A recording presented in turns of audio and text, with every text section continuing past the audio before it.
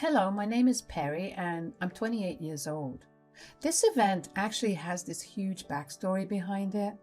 I come from a complicated family, to say the least, but this incident will revolve around my pathetic excuse of a father, and I'm only speaking about this because I need to rant about everything that happened somewhere. My dad had married my mom when they were only 19. You see, my mom got pregnant with me then. They were supposed to be a casual fling only, but well, that couldn't happen anymore. My dad had initially wanted to leave, but his parents threatened to cut him off if he abandoned his child. So you can imagine the mindset with which my dad was entering into parenthood. My mom came from a religious family, so they got married pretty quickly. When I was born, my dad was barely around. All of my earliest memories were with my mom itself. I remember hearing them fight a lot. Mom would always be crying while my dad yelled at her. He used to tell her that he was miserable all because of her. I remember not liking him for a long while. Even though there was a lot of negativity in my house, my mom made sure to shield me from it all to the best of her abilities. My mom was diagnosed with late-stage cancer when I was 6, and she was gone within a year. Of course, I was devastated. I would cry and scream for her, and that only seemed to get my dad even angrier. He never fully abandoned me, but I was almost always at my grandparents' place. A year after my mom passed away, Dad got married to my stepmom, Stacy. Stacy had 3 children of her own. Around the same time, Dad's business had started to take off. He was making enough money to buy a mansion-sized house for all of us to live in. But all of that meant nothing much to me because it was all just hell. Stacy hated me. She actively tried to make my life hell. She always insisted that I call her mom, even though I told her that she was never going to be my mom. Dad also took her side, and I was often grounded for weeks because I refused to call her mom. I remember one time Dad and Stacy cornered me when I was 13 years old and asked me to let Stacy adopt me. Perry, we have something important to discuss with you. I want to adopt you as my child too. No, I told you, you're not my mom, and you won't ever be. I do not remember saying that I'm asking you. That's unfair. You barely gave me time to process Mom's death to begin with. You brought a whole new woman into my life and you expected me to call her mom from the start? I don't want another mom. I had the best one. Get over it, Perry. It happened years ago.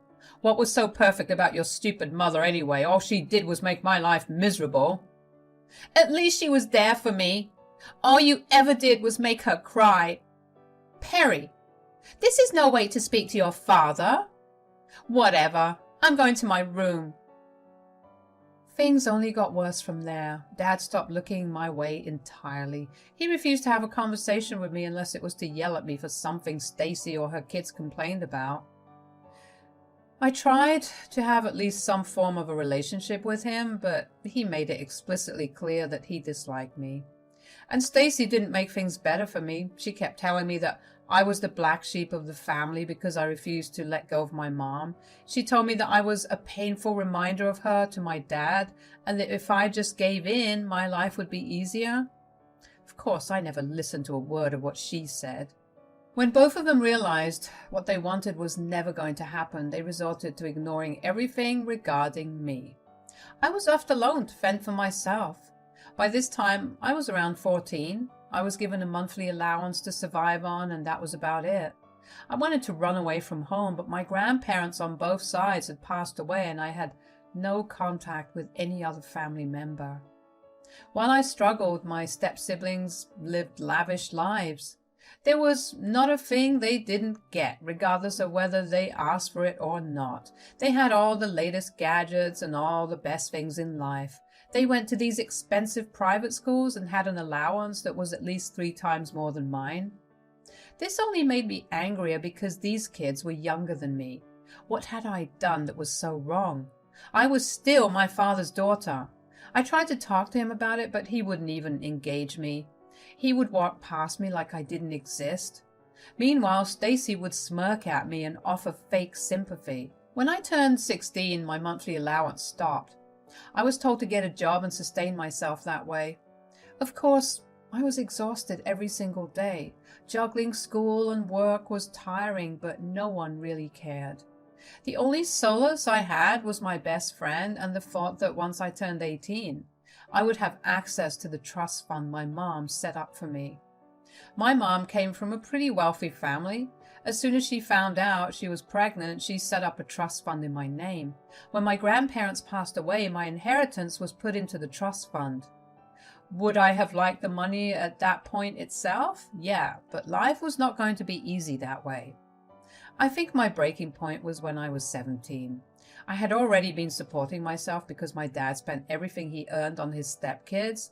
I had begun to find money missing from my wallet. Initially, it was only small amounts, but then it started to get bigger. Of course, I freaked out, but I couldn't really point fingers at anyone because I had no proof of anything. Of course, I didn't rule out the possibility that I was misplacing my money. So I started saving all my bills and keeping accounts of every purchase I made. When I still found money disappearing, I decided to keep all my money in my account itself.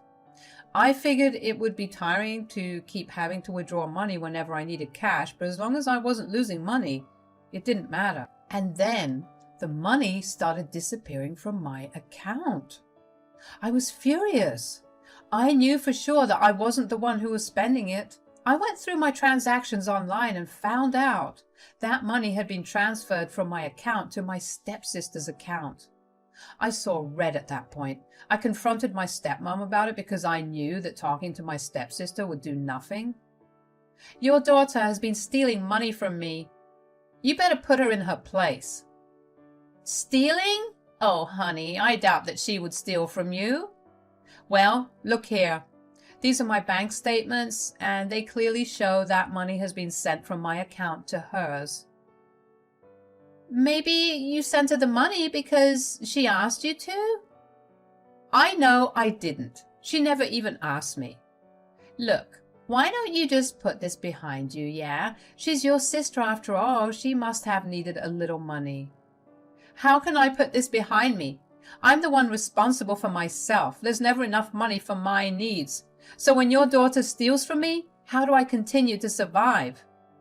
Stop being dramatic. All she took was $40. She didn't only take $40. She's been stealing from me for months now. I've been struggling for a while now, but none of you guys seem to care.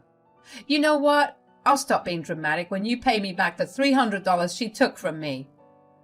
How could you be so selfish? It's your sister. She's not. Even if she was, any reasonable parent would have reimbursed what she took from me.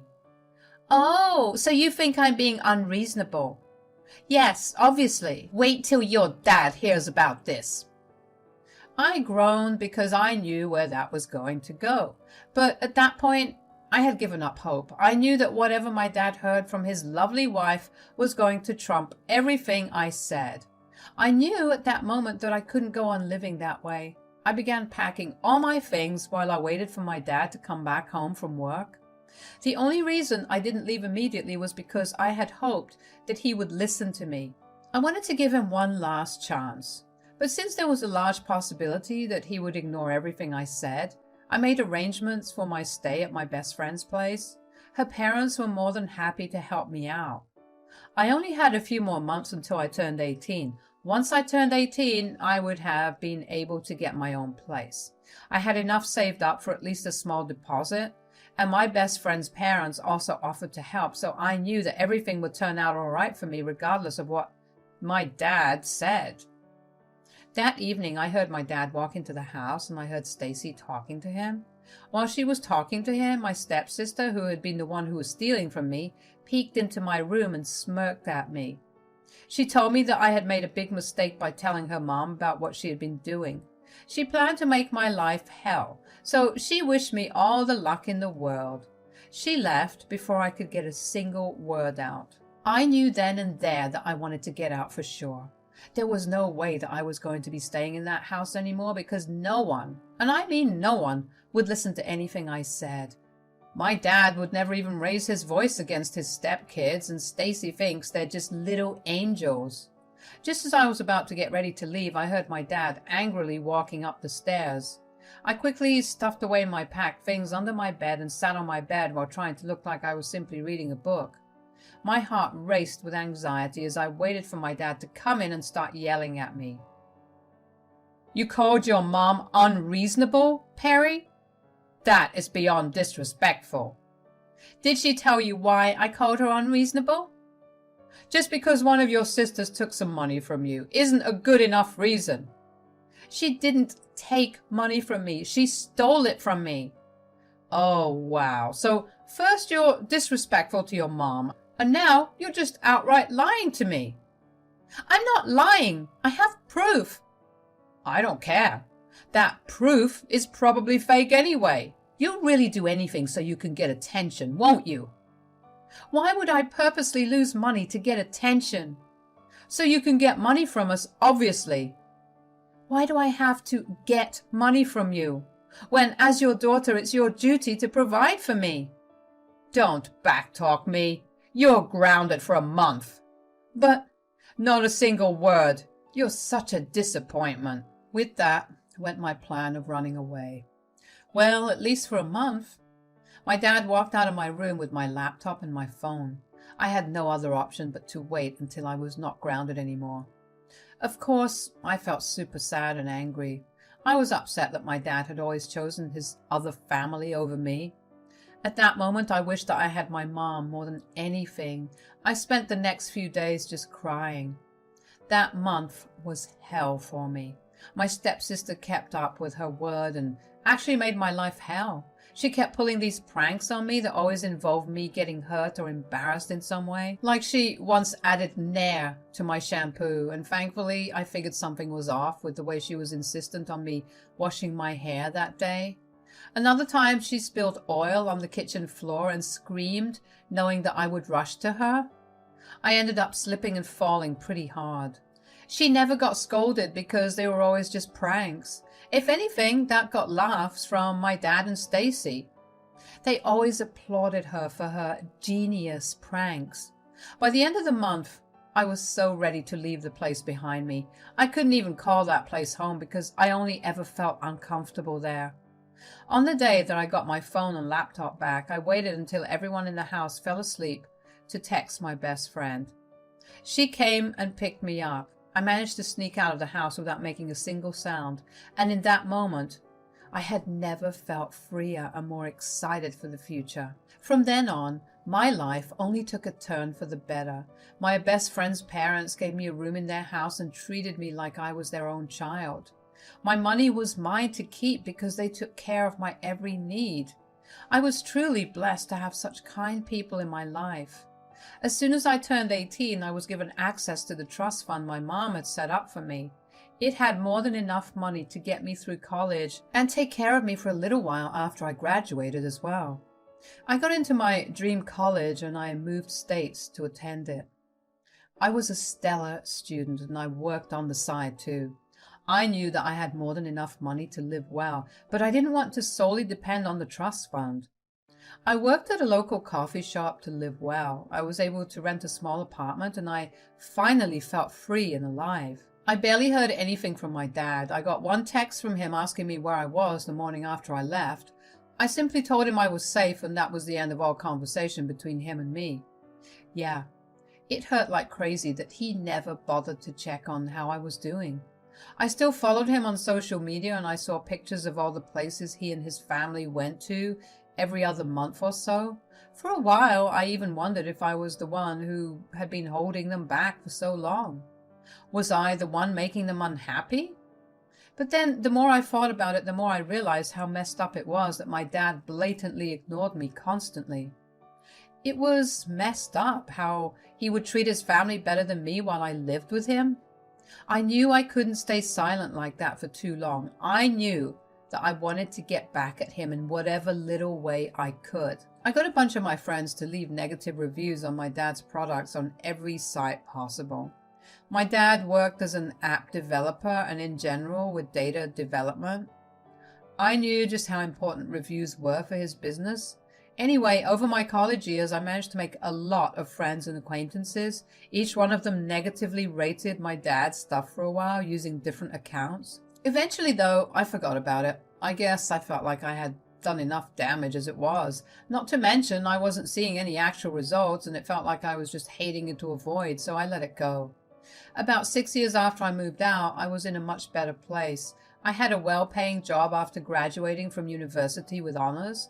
I was able to rent a better place and even managed to get myself into a good relationship.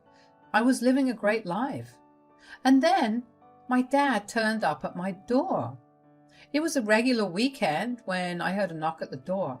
I went to check the security camera and I was shocked to see my dad standing there waiting to be buzzed in. I contemplated letting him in.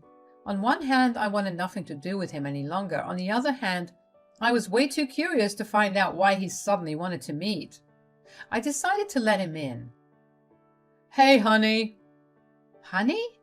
What's with this sudden sweetness?" "Sudden? I've always been this way with you."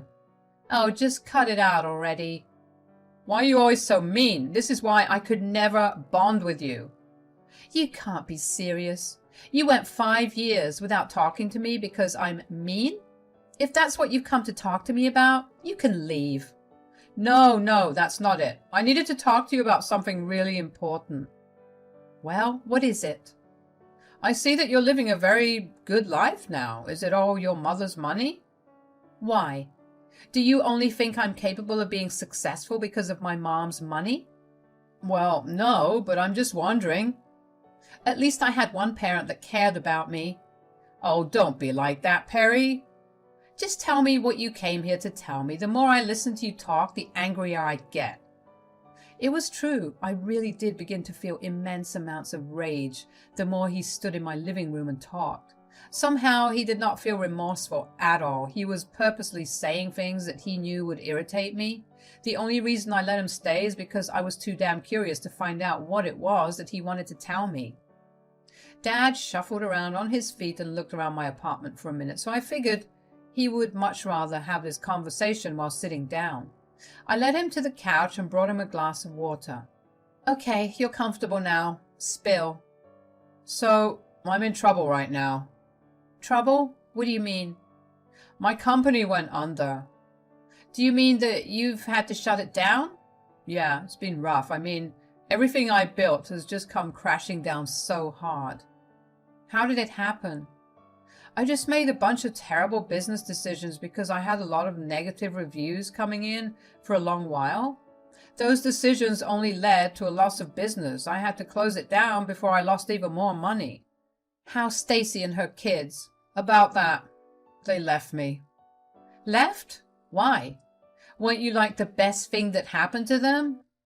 "Apparently they were only there for the money. Stacy left me the day my company shut down, so it was like a double kill for me."